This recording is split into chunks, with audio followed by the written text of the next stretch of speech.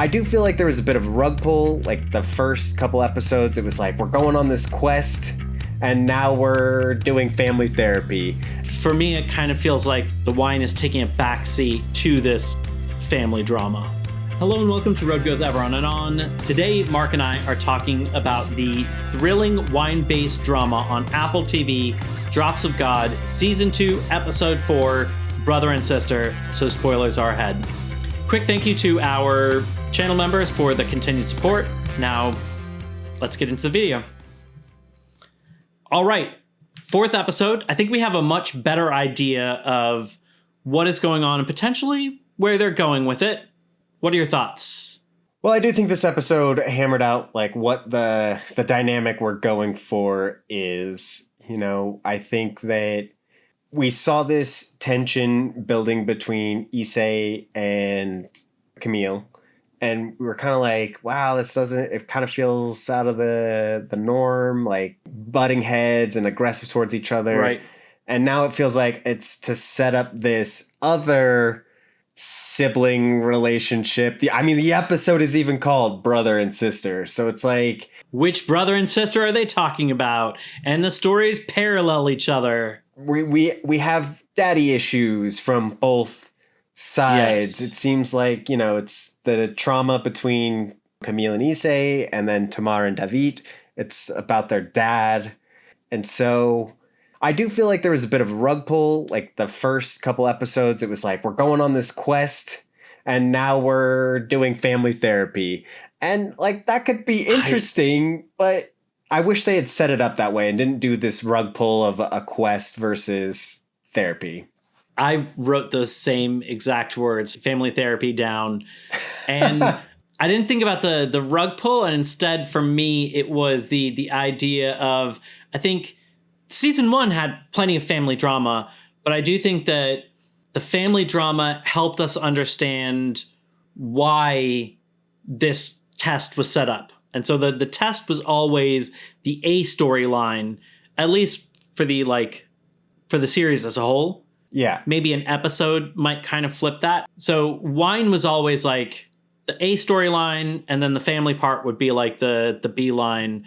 And for me, this feels like it's flipping it a little bit, where it's making it more about family with wine kind of taking a back seat. Wine is still a part of it, but I don't know, the way that it's being talked about and handled is, for me, without context. They brought up a really cool wine, Chateau de Cam, and it's this great wine, and it helps this relationship between Davit and the woman that he's trying to impress, but they don't necessarily give any explanation as to why that wine is great or why it helped with that. It's, for me, it kind of feels like the wine is taking a backseat to this family drama. That is a great analysis of it, because you're right. I think that like the whole thing was about, first season, Alexander Leisure is the best wine guy, has the biggest wine collection, top tier, has a leisure guide, and it was all about like his influence in the wine world, like different vineyards. And we go on this quest, we find this vineyard that it has amazing wine, and then it's like even that amazing wine has taken a backseat. It's like we're not talking about the wine anymore. We're talking about Tamar having to lose her land to Davit. And a great example of this is the party scene, right? Mm-hmm. So they go and they like, there's this one cool scene where they're like picking out these wines, like, oh, this one's going to be important. This one's going to be important. Oh, yeah. This one, it's expensive. Is that okay? And then, yeah, go for it. And like getting all these wines, they get to the party and then everybody just grabs the wine, starts popping them like they don't care. Like that is a great way to view this. Yeah. And I'll keep it super short, but like the Chateau de Cam has a really cool story. Well, first of all, like that winery is amazing. And then that type of wine, which is wine that's made from a fungal infection of the grapes. There's There's a fungus called Botrytis cinerea, and if conditions are wrong and it's just kind of wet all the time, then you have gray mold and it's bad and you just have to get rid of the crop. And if you have the right conditions where it's wet and then dry, and it's really tough for the conditions to be right, so there's not a lot of areas that can have it, then you have just enough that this mold ends up piercing holes in the skins of the grape, and enough liquid is able to evaporate that we end up with these like super concentrated berries that make this absolutely delicious wine. And it's cool, it's special, and it doesn't need to be as geeky as what I just said, but like, I don't know, it'd be nice to kind of acknowledge it. And they just brought up the name like that's going to be enough. And it's a bummer. Yeah. I mean, there are just a lot of things about this season in general that I feel like the competition was driving the narrative for the first season. And it seems like everything that's driving the narrative in this one, like something will happen and then it's like, oh, we're on to the new thing. And then something happens and we're on to the new thing. Right. There was like, they set up this interesting like dynamic between Camille and Issei. And then it's like in this episode, like, yeah, we saw a little bit in the earlier episodes to set up this whole Tamar Davit thing. But like in this episode, they're like best buds again. You know, they're talking Right. about their wishes. They're, you know, trying to impress Davit. They're like, we're eccentric. We're just wine people, you know, and it just, I don't know. Some of the motivations don't make sense to me as well. I'm also confused about what they want me to feel at any given point sometimes. You know, I talked about this the last episode where I don't know who I'm supposed to be rooting for because Issei was being mean to Camille. Camille was being selfish. So who should I be rooting for? And in this case, something odd that I noticed was the scene where Camille and Issei get picked up to be brought to Davit's. It started playing the like ticking clock music that it would play in season 1, oftentimes right before one of the big tests.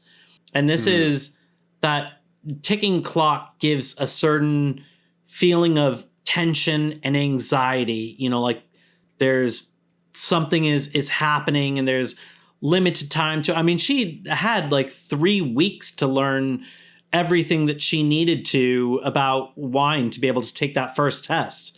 And how can she possibly be successful at it? And the music amplified that tension. And then it is a disappointment when she loses that first test because she literally gets it right and then crosses out the vintage and does a different vintage because she was like torn between the two. And that's why she was wrong. But it's still this like, the music amplified that tension. Right. And then we finally get that cut with the reveal. And this time that music started playing, right? And, you know, you see these like big dudes, get them in the car, and it's like, what's going to happen to them? And then you find out that, oh, they were just brought to his golf course. Just to his golf course. Yeah.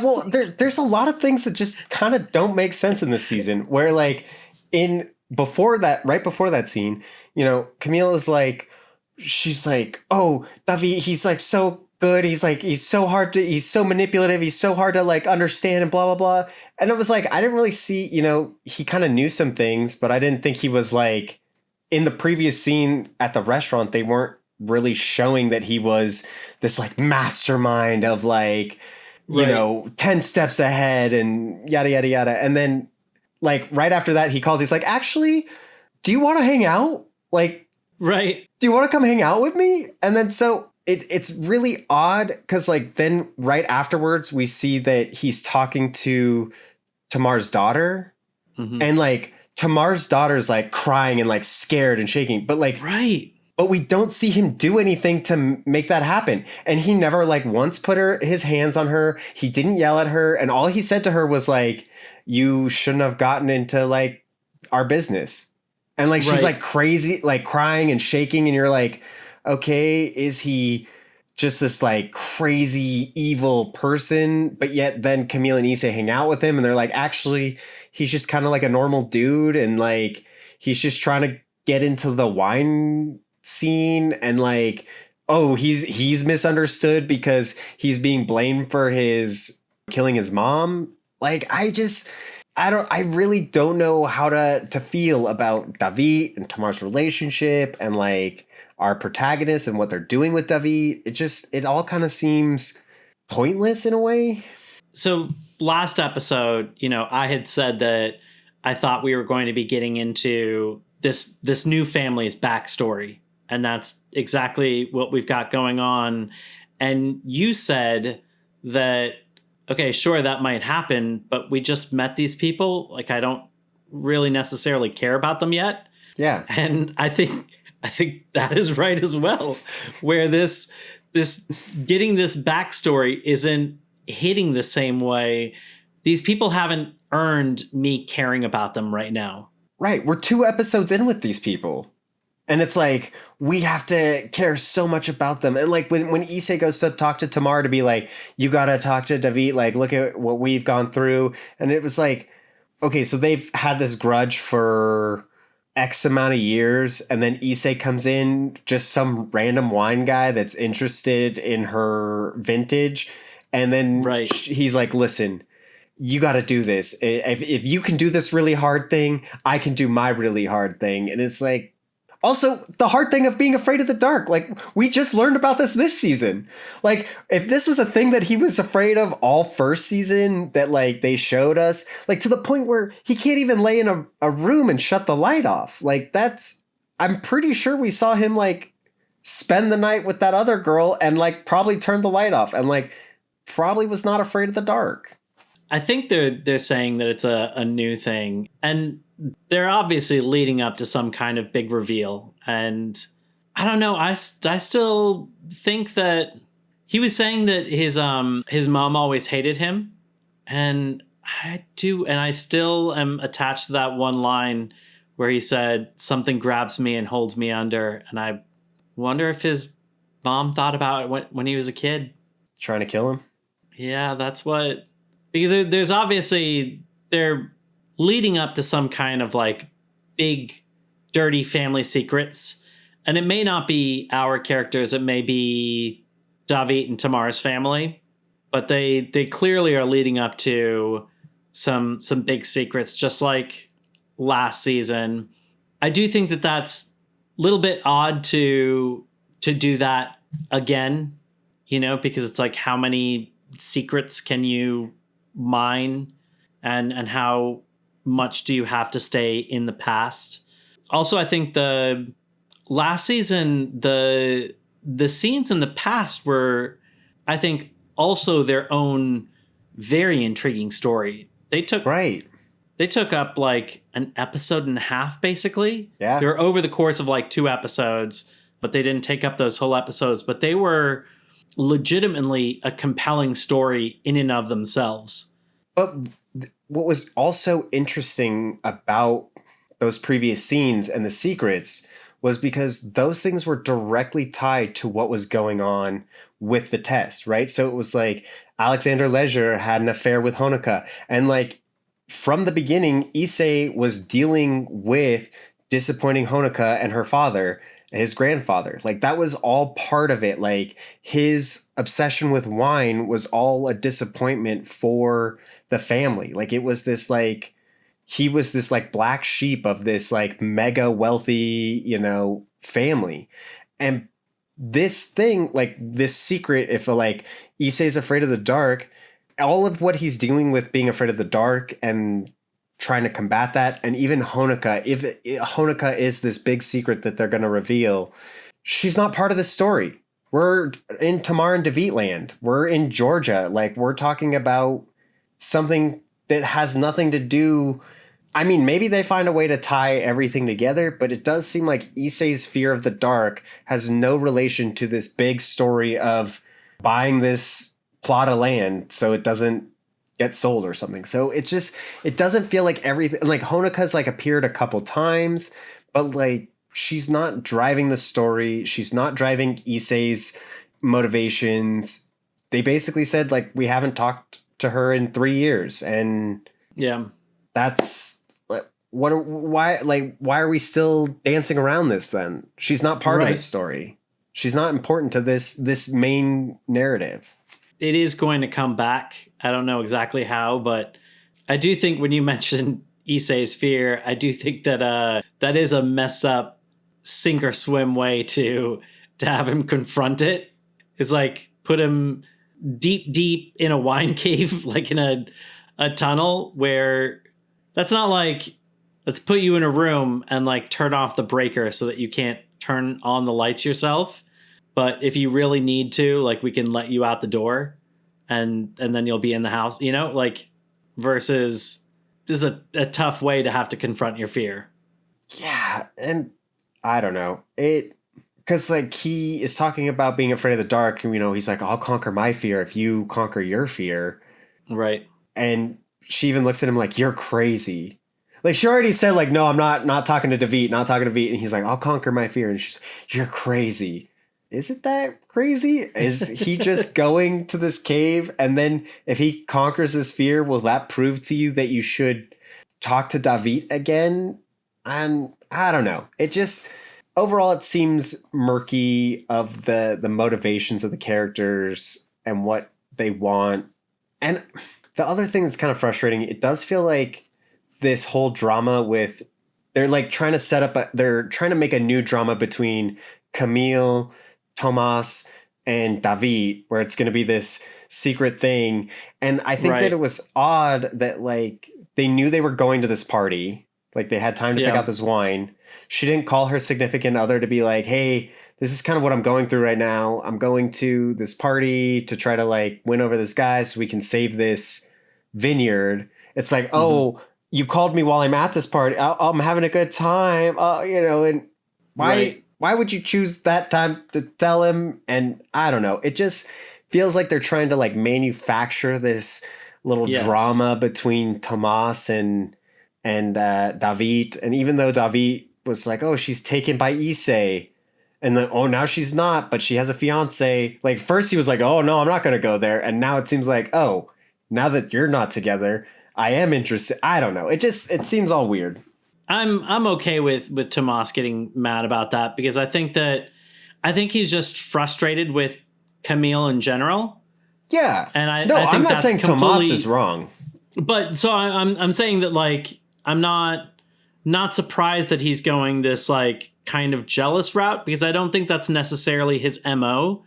But when you are mad at somebody, I think that you can easily look for like any excuse to be even more mad, so like he probably wouldn't care about who she was with normally, but the fact that she is skirting her duties and screwing over the winery that they have together, screwing over Philippe, screwing over Tomas. So at this point, I think he's just like on edge, and so it's like any excuse to be mad. So I can possibly see that one. Like I could see that. I just think that the way that she decided to talk to him while at the party, like I think that they could have had an earlier conversation. It just that part seems like the manufactured of like, right. Oh, I'm staying at this wealthy guy's house now, and I know you're jealous, and so me staying over would be very weird. But like, I don't know. It just feels like I understand Tomas's reaction, and I'd probably feel the same way, especially if like he's looking for the document and he can't even find it. And I do think that it is manufactured and kind of stilted writing. I wonder if they didn't have a lot of writers or didn't have a lot of time in the writer's room, because there's a lot of things that just don't quite make sense. It just like the writing isn't very realistic. I'm also not sure what the point of the ditz was, right? It was like she's trying to hit on Issei, so that's maybe going to cause some friction or maybe not, or cause some sort of drama. But then it's like she's in one scene, she goes to the stars, and then she's like, actually, I'm bored with this. And we never see her again. Just gone forever. Which makes me think of the first girl that went diving with Issei that was so curious about Issei, went to visit him in the hospital, and we're just never going to bring that girl back up. She's back in France, gone forever. Right. I do have a concern with the way that this is going, that because if we're going to focus in Georgia, are we just in Georgia the rest of the show? Are we not going to any more exotic locations? I think we might be in Georgia for the majority of it from this point on. I mean, I think we'll probably get Japan again at least. And we'll clearly see Honoka or Hirokazu in Japan. We'll clearly see Tomas Philippe in France. I wonder if this is the end of the like exotic locations, and they spent their budget in the beginning to do a big show of we're doing more locations. Yeah. And then it settles into Georgia. I mean, obviously we'll see. But yeah. I mean, I could see Davit is rich. He talked about flying that guy in once a week. They could fly somewhere so he could learn more about wine, because that's now seems what the premise is that we're going to teach Davit about wine, who doesn't care. I don't know. That was also strange, like the way that, you know, for somebody who is as smart as other people portray him to be, I didn't understand how, one, he was trying to impress the snob, but then he lets a ditz come in and kind of crash the conversation, which seems like the kind of thing a snob wouldn't like. Right. You know, it's like if she's enjoying wine, she wants to be intellectual about it, and this other person is going to come in and like just swig somebody else's wine. But then also, I mean, maybe this is like the rich aspect of like the rich take what they want, and that's just like the lifestyle that they live. But the fact that he had all this wine set up the next morning and basically just told Camille and Issei, you're going to train me everything you know about wine. And it wasn't a conversation. It wasn't, hey, here's the deal. And I know that he has something that they want, and so he knows he has room. But now they have something he wants. Yeah. This is where you leverage. You say, okay, I'll teach you about wine, but then you have to seriously consider leaving Tamar's vineyard alone. And I don't either. There's definitely some odd choices in this season. I do feel like I liked this episode better. Okay. Not necessarily. Maybe the first episode might have been the best, but I feel this one is giving us more of a direction of where the show is going. I think that if they stuck with the quest idea of finding this wine, it could have been really interesting and enthralling to like go on this journey. It really could have been. But they did everything so quick that it was, we're already here. So it didn't feel as enjoyable. And the quest didn't actually feel like a quest. Like we said, like in the end, it wasn't them who discovered the wine. It was the fixer that, you know, figured out where the wine was. So that whole storyline feels anticlimactic. And I know that they probably think that they switched things up and they gave us something new and exciting, but I don't think this story of just trying to protect this wine is as interesting as the idea of the quest for the wine that was so elusive that even Alexander Leger himself couldn't find it. And they found it in like a month, maybe.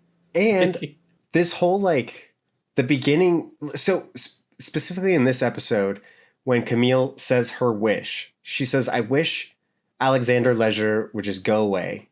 We saw. So this is 3 years after the competition.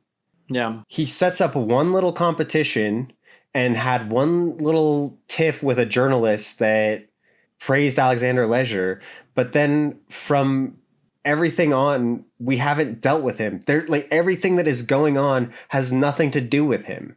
Yeah. Right. Yeah. So this could have been this interesting thing that Camille was dealing with, living in his shadow.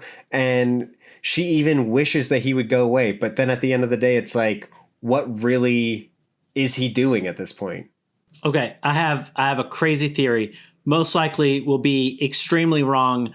If it's right, I think it could actually potentially be a little bit more fun than what we've got going on. What if Alexander Leger himself, if you think about season 1, the like machinations that he set in motion, the fact that he set it up knowing how they would do along the way, even knowing that they would end up tying at the end and that there would have to be this sudden death tiebreaker. And not just that he thought it was a possibility, like he knew it was going to happen. Marianne, she called him manipulative, right? Mm-hmm. So what if the letter that he sent them with this wine, if he knew they would want to beat him, not just beat each other, but beat him once and for all. And so that was a lie. He absolutely found out where the wine was from. He might even have some involvement in these families and like their weird backstories, you know? And that he has some other purpose for them being there. I mean, maybe. I told you, it's probably wrong, but it's probably wrong. I kind of hope they go in that direction, but it doesn't feel earned at this point, right? Right. I think they, other than giving him the quest in the first place, his presence has not been felt. Like, right. They could have gone to Georgia and there was a huge presence of Alexander Leisure that Camille had to deal with every time she was in Georgia trying to talk to people like, oh, we don't respect the Leisure Guide here. You got to go, you know, slamming doors on her. That could have been interesting. You know, we could have seen him there and what happened, but crazier theory. Ready? He's still alive in Georgia. He's everything that you said is true, but he sent the wine along with Tupac and Elvis, right? Tupac, Elvis, Biggie, and I think that's about it.